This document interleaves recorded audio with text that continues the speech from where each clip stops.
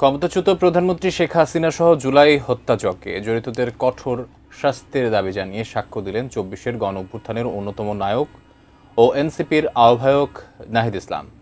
Prosecution মনে করছে শেখ হাসিনাকে জুলাইয়ের মানবতাবিরোধী অপরাধের প্রধান নির্দেশদাতা প্রমাণে নাহিদের সাক্ষ্য গুরুত্বপূর্ণ ভূমিকা রাখবে।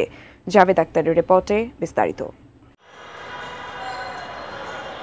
আন্তর্জাতিক অপরাধ ট্রাইব্যুনাল ১-এ ক্ষমতাচ্যুত প্রধানমন্ত্রী শেখ হাসিনার বিরুদ্ধে জুলাই আগস্টের মানবতাবিরোধী অপরাধের বিচার চলছে। এই মামলায় গত ৩ আগস্ট থেকে বৃহস্পতিবার পর্যন্ত ১৮ দিনে ৪৭ জনের সাক্ষ্য গ্রহণ শেষ হলো। মামলার ৩ আসামি শেখ হাসিনা, আসাদুজ্জামান খান কামাল ও সাবেক পুলিশ প্রধান চৌধুরী আবদুল্লাহ আল মামুনের বিরুদ্ধে ৪৭তম সাক্ষী হিসেবে বুধ ও বৃহস্পতিবার সাক্ষ্য দেন স্টার উইটনেস জাতীয় নাগরিক পার্টি এনসিপির আহ্বায়ক নাহিদ ইসলাম।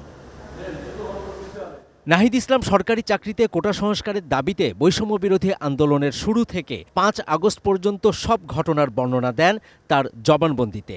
ডিজিএফআই ও ডিবির হাতে তিনি সহ অন্য সমন্বয়কারীদের গুম ও নির্যাতনের ঘটনাও তুলে ধরেন নাহিদ। ডিজিএফআই আগে যেভাবে মিডিয়া নিয়ন্ত্রণ করত, বিভিন্ন নিউজ প্রকাশ করত, এখনও সেই চর্চা রয়েছে। রাজনৈতিক দলের নিয়ন্ত্রণ রয়েছে। সেনাবাহিনীর যে সকল কর্মকর্তার বিরুদ্ধে অভিযোগ রয়েছে তাদেরকে কিন্তু ১ বছরের মধ্যেও গ্রেফতার করা হয় নাই। জুলাই অভ্যুত্থানের সম্মুখ সারির এই নেতা ট্রাইব্যুনালের কাছে ন্যায় বিচার চান। সব মশার বিরুদ্ধে সুরক্ষা দিতে এলো বসুন্ধরা এক্সট্রিম অ্যারোসল, মশার বিরুদ্ধে এক্সট্রিম সুরক্ষা।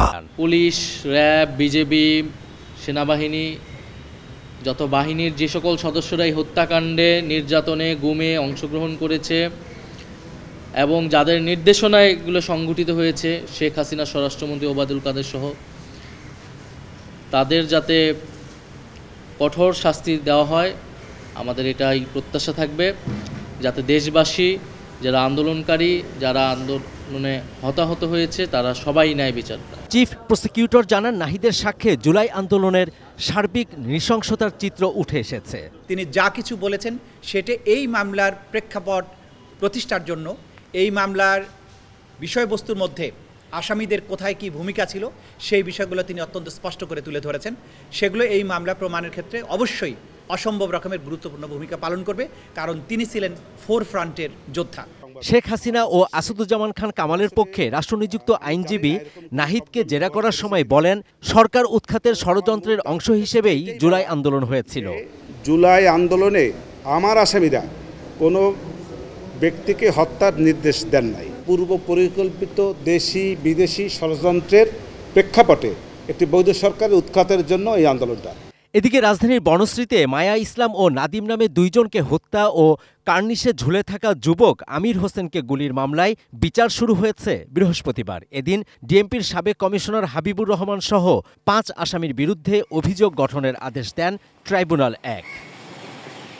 Javed Akhtar, ATN news, Dhaka.